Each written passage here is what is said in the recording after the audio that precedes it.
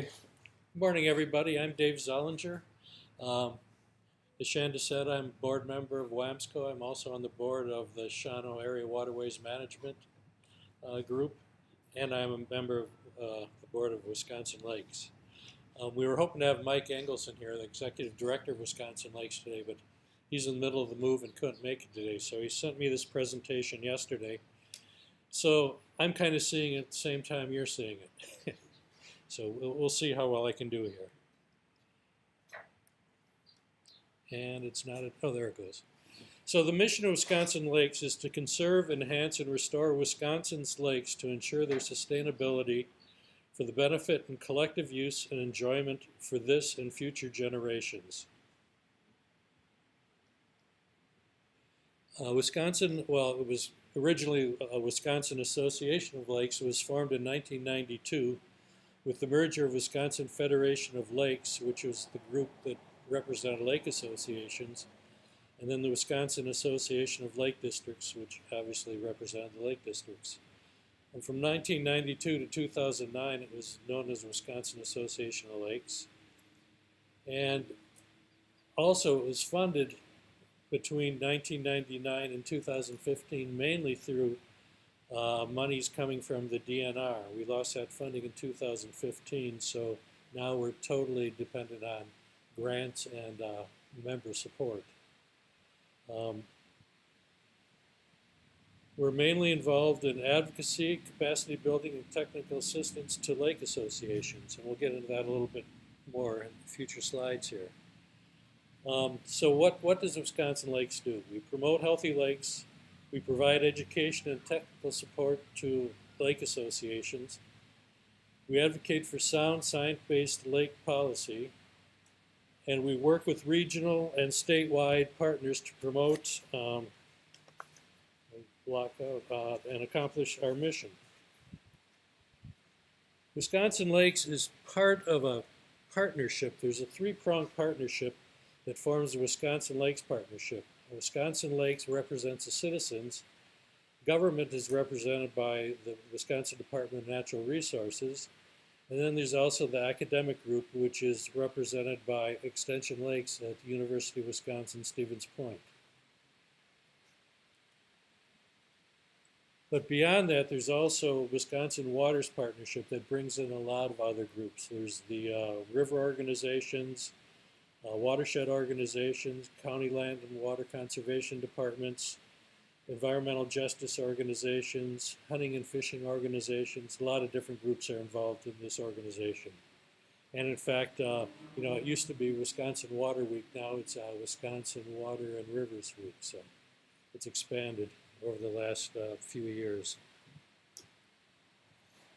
And speaking of which, upcoming the Wisconsin Lakes and Rivers Convention is going to be held this coming April. It says April 17th to the 21st. That's actually the dates for Water Week, but the 19th and the 21st are the actual days of the convention. It's held at the Holiday Inn and Convention Center in Stevens Point. There's a lot of presentations on water science, policy, lake communities, and there's a lot of networking going on there. Presenters include citizens, academics, agency staff, and a lot of businesses. And there's a lot of businesses that have their booth set up, so you can gain a lot of information on, well, last year it was mainly on aquatic invasive species control, but a lot of education booths set up also, and shoreline restoration booths.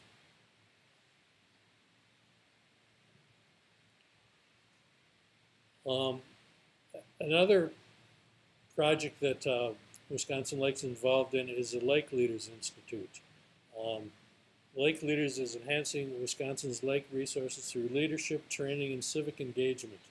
This program is held every even-numbered years, and there are 3 two-day leadership sessions. The first one deals with social sciences in May. The September session deals with lake and water science, and then in October it deals with lake policy. And then advanced sessions are held in the odd years, and those are for past graduates of lake leaders. I've gone to lake leaders, and many, I think all of the board members of Wisconsin Lakes and most of the board members from WAMSCO are also past Lake Leader graduates. And it's a very good program. I really enjoyed it and learned a lot.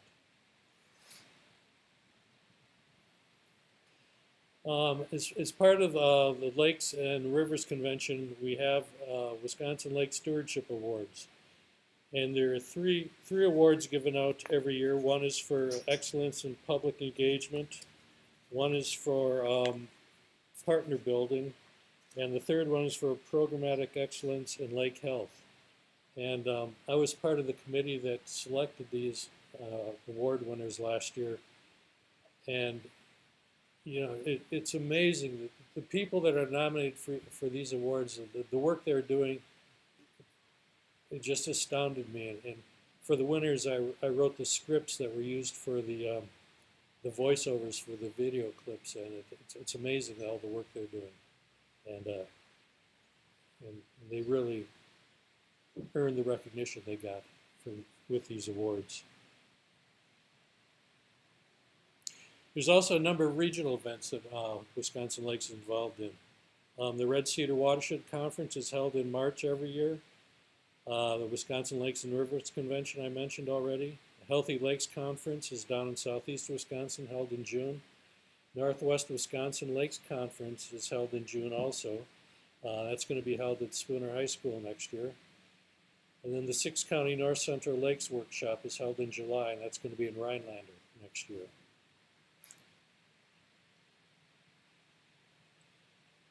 And another thing we're involved in is the Healthy Lakes and Rivers program.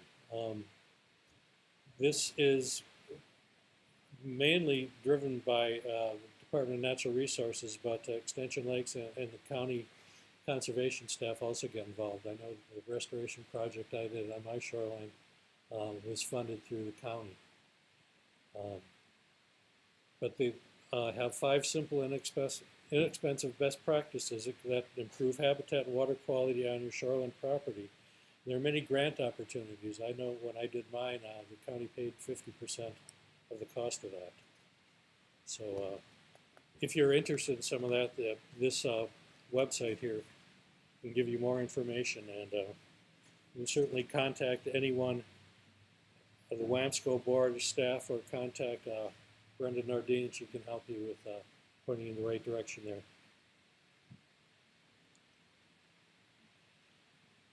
Then this one, I don't know that much about. They have a shoreline survey tool that was developed. It was originally developed in Michigan, and it was modified to fit into Wisconsin's. Well, I better stick to the notes that he gave me for this because I don't know much about it. So the shoreline survey tool allows you to assess your shoreline virtually by answering a set of questions. Using this tool is entirely voluntary. You get to decide whether to register for an account or answer anonymously. One benefit of creating an account is that you can save your progress and finish the survey from where you left off, or retake the survey as many times as you wish after you have changed your practices to see if you can get to the next level. You can also choose to link your results to local organizations that can then view responses in their area to see how their lakes are doing. Regardless of whether you sign up, your responses will not be used for regulatory purposes. So the goals of the tool are to raise awareness of shoreline health, direct waterfront property owners to information about the Healthy Lakes and Rivers best practices, or practices they could do themselves on their property, identify funding sources to get started. You can use the tool as an alternative to a site visit. Initially, when we were in the early stages of thinking about working on this project, COVID-19 wasn't on the radar yet, so we were thinking mainly of using site visits. But the use of this tool as an alternative to site visit may end up being a real positive for the development of the tool. We also wanted to promote the social norming of best practices.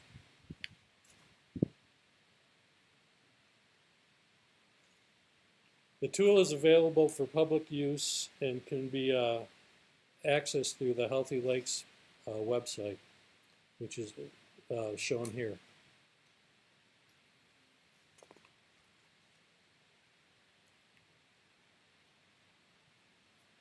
So the shoreline evaluation tool walks you through questions about the physical aspects of your lake or river property, as well as how you management and how it's organized by zone from the upland area. So you've got the in-lake area, the transition zone, and the upland zone represented by the blue, green, and yellow on the slide here. These zones match up with the Healthy Lakes and Rivers Initiative and best practices. The tool also includes a section for you to identify habitat restoration and runoff and erosion control projects that currently exist on your property, which may add to your score. The tool is smart, so your answers may lead you to different questions, and ultimately a custom score with resources may improve your score.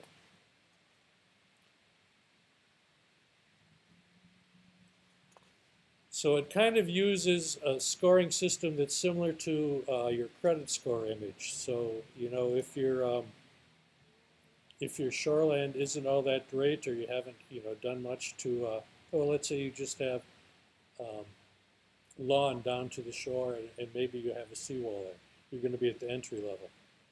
But for scoring the survey, they're using a credit score image to illustrate different levels of scoring based on the point system the user gets after answering all the questions. The image used on the website may be slightly different from this iteration. The highest level of scores is protection level, then restoration, then mitigation or restoration, and then entry level. So there isn't really a mitigation level. By using the credit score image, we want to promote the idea that your score can change over time and improve or decrease depending on the actions you are taking. We decided to use the credit score image because we know that this is something that most people are very familiar with and can relate to checking. It should hopefully spur users to go back to the survey later and try to raise the level they are at by making positive changes on their property.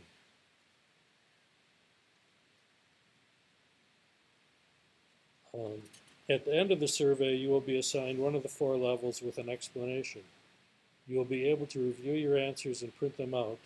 This is where you will receive areas for improvement, which are tied to answers in the survey, and you will receive specific recommendations on what you could do to improve your score in those areas. We will also have the opportunity at the end of the survey to save your score by registering with an account. So that's it for the survey. I've taken the survey, and it does give you some very interesting information and useful information. So I do recommend everyone taking it, even if you don't apply for an account. It is educational. So what's Wisconsin Lakes working on this year and in future years, for that matter? We're heavily involved in technical assistance to lake organizations. We do one-on-one consultations with lake organizations, especially a lot of lake districts. It's kind of difficult to set up a lake district, and we've got some people on the board who are very familiar with lake districts that can really help out with that. We do presentations to local organizations, like I'm doing here rather poorly, but Mike does a wonderful job at these when he's available. And presentation at county or regional events. We do help with organizations that are ministering to nonprofit lake organizations, administering to lake districts, and we do have, you can contact individual members of Wisconsin Lakes. All our contact information is on the Wisconsin Lakes website, and although individuals aren't necessarily experts in all areas, they do know how to get you in contact with someone who is, with your specific issue. Another area that we're involved in, Wisconsin Lakes has a lake, what they call lakekit.net, and this is a simple web platform for Wisconsin lake organizations that's hosted by Wisconsin Lakes. You can manage your content and leave the rest of the background work to LakeKit. It's volunteer driven. It's got a low annual cost, $75 for Wisconsin Lakes members, and $100 for non-members. It is a rather basic tool. I know Lansco was using it, and Lansco's kind of outgrown it. They'd like to do some things that LakeKit can't necessarily support, but it's a great tool if you're just getting started using the web for reaching out to people in your organization. Oops. How do we go? Oh, there we go. Previous. Another area we're heavily involved in is advocacy. We do argue for strong statewide laws dealing with our lakes and waters, participate in administrative rulemaking processes. Aquatic plant management is a big one that's just coming into the forefront now. I think the cutoff for public comment was, yesterday, I believe. And that's being presented to the Natural Resources Board next week, I think. But that's been ongoing since 2019. I was on the original strategy committee for that rulemaking, and a lot of work went into that, and I think it's a pretty good rule. It's combining 107, 109, which cover mechanical aquatic invasive species and chemical invasive species into one rule, and kind of making it easier. It's one application either way, and they kind of tried to standardize some of the fees and some of the other things that go into that. So hopefully it's a good rule and people will like it. I think it's a good rule because I know when we talked about it at WAMSCO, some of the members thought it was too heavily in favor of the chemical treaters. Those are the ones that didn't do chemical treatment on their lakes. And the folks who thought it was too much in favor of the mechanical treaters thought it, they're the people who use chemicals on their lakes. So I think it's pretty much in between. They also get involved in water quality and pollution standards. We train local individuals and organizations to be advocates. Lakes in Actions and the Lakes Leaders Program are examples of that. And we also help lake organizations understand the local ordinance process. I know Mike had a series of webinars last year, and I think he's going to continue those this year that cover these topics. I think it was normally the Thursday afternoons, I think, last year. I don't know when they'll be this year, but I think they were Thursdays last year.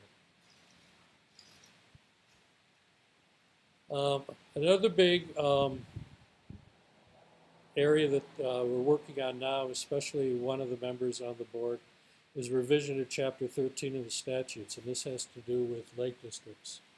A lot of the current rules covered by Chapter 11 really are way out of date and need revision. So we're working with the legislature, and they hope to have draft legislation introduced in 2023, but hopefully this will go a long way to making it easier and more straightforward to set up and to administer a lake district. Another big area involved in is managing recreational impacts. And this is getting to be a big problem as more and more people are using our lakes. There's more watercraft, there's bigger watercraft, there's more smaller watercraft. And another big area, and I don't know quite how to handle it, it's not on the slide, but enforcement of the existing rules. Brenda covered some of the existing rules for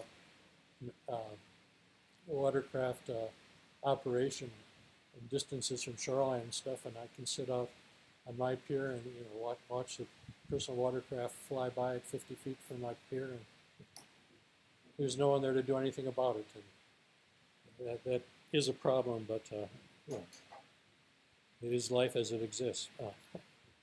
But the impacts are more than just the recreational and aesthetic value. There's actual ecological impacts. If you're flying over shallow water, you can be stirring up the bottom and creating, causing sediment to be stirred up, and also the waves can cause erosion on the shoreline. So, we need to rethink the right to be on the water. It's, we all own the water and have a right to be on the water, but we can't use the water to the detriment of others.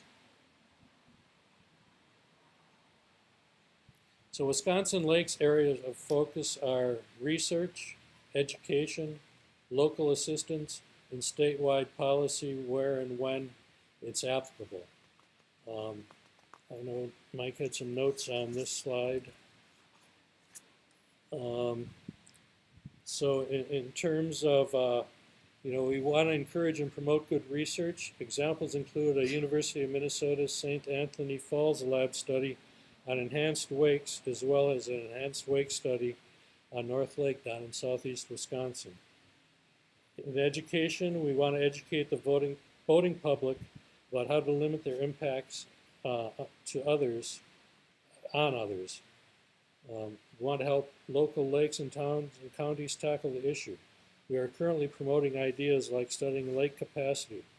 How many boats can a lake support, whether, they're big speed boats or whether it's a bunch of canoes, kayaks, or other small boats. Obviously, a lake can handle a lot more canoes and kayaks than it can handle large wake boats. And so it's, there's a trade-off there. It may be that using classification of lakes to take certain lakes as amenable to certain forms of recreation. For example, one lake may be wakeboat friendly while another is too small or too shallow. We are also cataloging local ordinances regarding enhanced wakes and monitoring the success of ones that are in place. I think there's a few lakes up north that have ordinances in place that do limit how close the wakeboats can come to shore. As we learn more about what works and what doesn't work on different sizes and depths of lakes, we'll advocate for statewide policy changes if appropriate.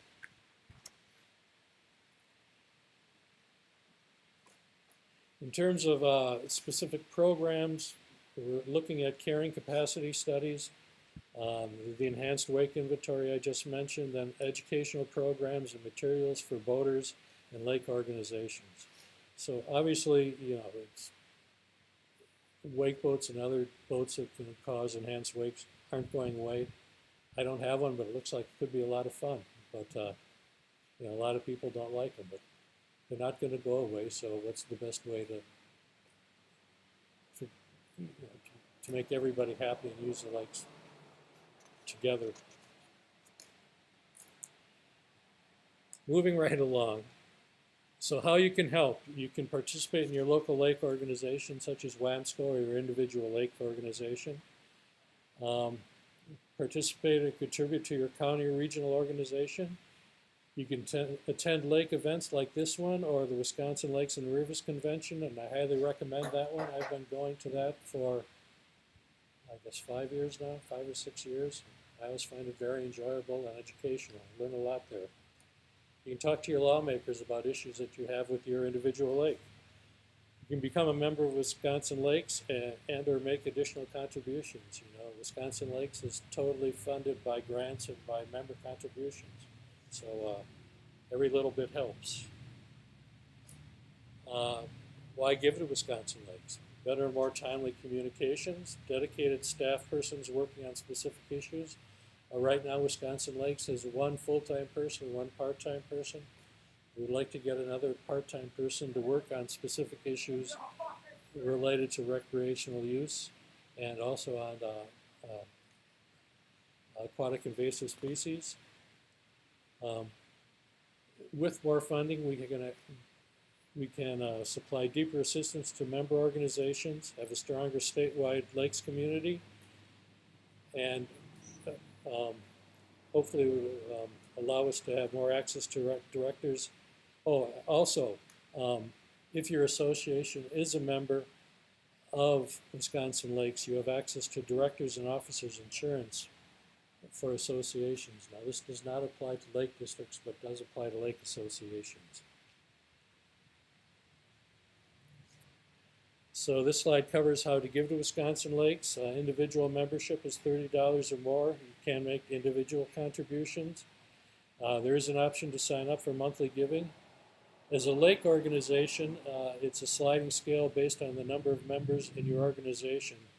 So the minimum amount is $100 and the maximum amount is $750, but it's $2.50 a person. So if you had, what would that be? I guess it would be